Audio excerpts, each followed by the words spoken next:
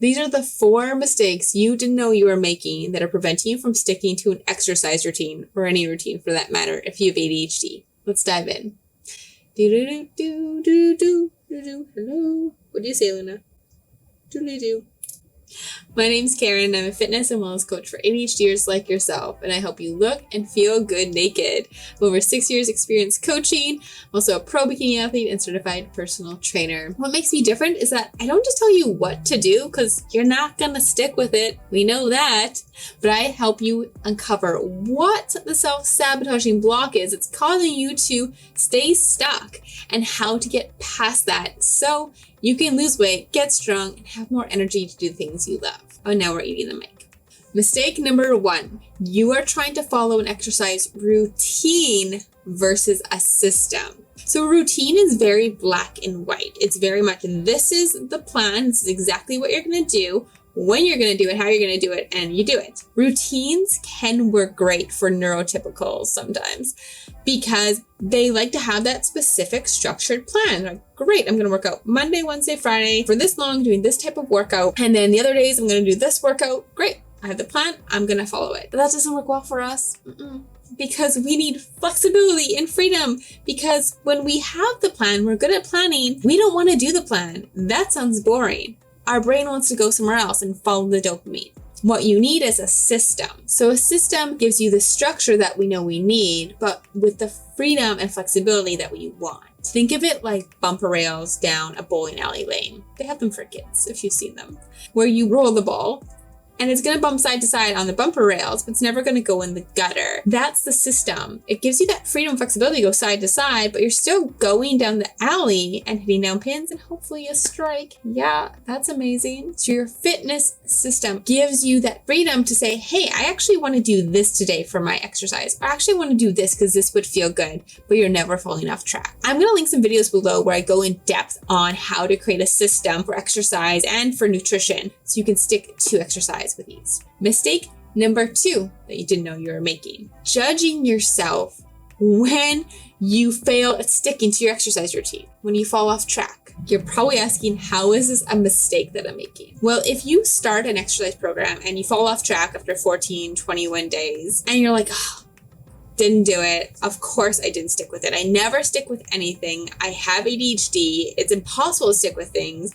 I've always failed at things. Who am I to think I could even try and stick to an exercise routine? I'm just going to throw in the towel because I'm a failure. If you have that negative self-talk going on in your head, do you really think you're going to be excited and ready and willing to start another exercise routine? And if you do, it's probably going to sound like, okay, I'll try this 30-day challenge. But deep down, you're like, I'm not going to stick with it.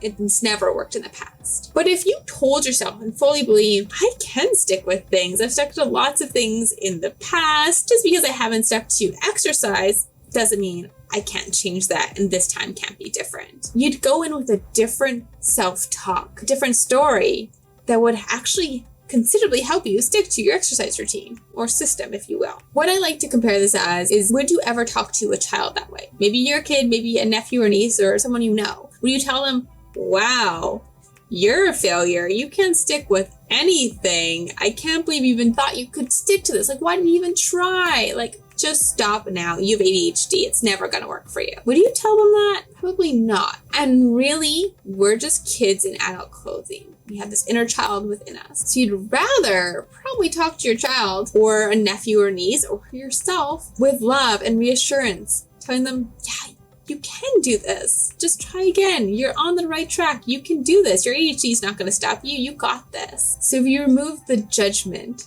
remove the negative self-talk, so much easier to stick to exercise or any routine for that matter. Okay. Mistake number 3 you did not know you were making: fear of succeeding. You may have heard of this before, fear of success holding you back from actually succeeding. What I mean by this is, say you actually stuck to your exercise routine and you lost those 20 pounds you gained over winter, that you got strong enough to go rock climbing because you've always wanted to do that, that you finally have more energy to play with your kids after work, You finally feel confident in your body and you trust yourself that you're going to have this for life. You're always going to stick to exercise. You're always going to achieve all your goals. If you believe that and that actually happened, which it can, by the way, this is a whole new identity, a new version of yourself, something you don't know yet because you haven't lost the weight. You haven't gained that strength. You haven't done those activities you want to do. You haven't had the energy, at least not for years, and you're not confident in your body. You're not that person. You haven't had it. So to step into that person, to achieve those goals, it's really scary.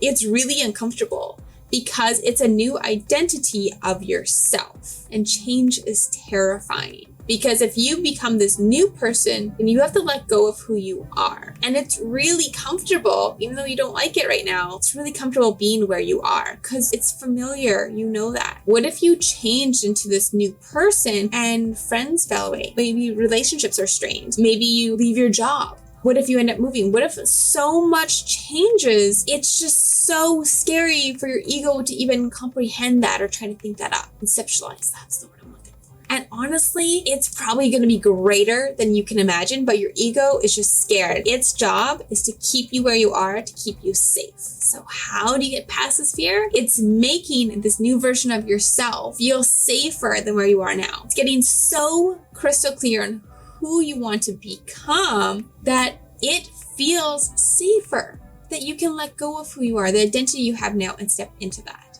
That's how you get past the fear. Okay. Mistake number 4, you didn't know you were making. It's doing the exercise you should do versus the exercise that feels good for you and that you enjoy.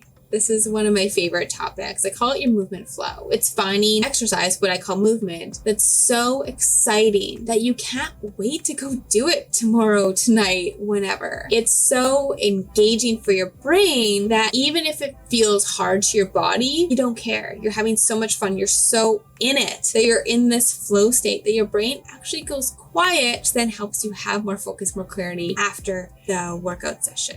So if you follow exercise that you should do, it probably looks like going to the gym 3 times a week, Monday, Wednesday, Friday, doing lower body, doing upper body, doing some cardio, doing some abs, very set up. And you probably tell yourself, I'm not a gym person. That's why I can't stick to anything. Or maybe you do like the gym, but it doesn't excite you that much that you can't wait to get up tomorrow morning and go to the gym. And maybe you need an accountability buddy to show up or a fancy new exercise program every single week because you get bored, right? That same routine, Monday, Wednesday, Friday, it's boring. This is because you're following what you should do. If you think of exercise as movement that is like focused movement, how much more exciting does that sound? Because that's all it is. Exercise is really just focused movement you do consistently that challenges your body enough that you see improvement. You can get fit, you can lose weight, you can get strong doing any sort of movement as long as you consistently do it and you're challenging yourself. So what type of movement feels really fun for you? Feels exciting, even if it's so unconventional and no one else does it. For me, it's circus. I love flying trapeze. I love silks.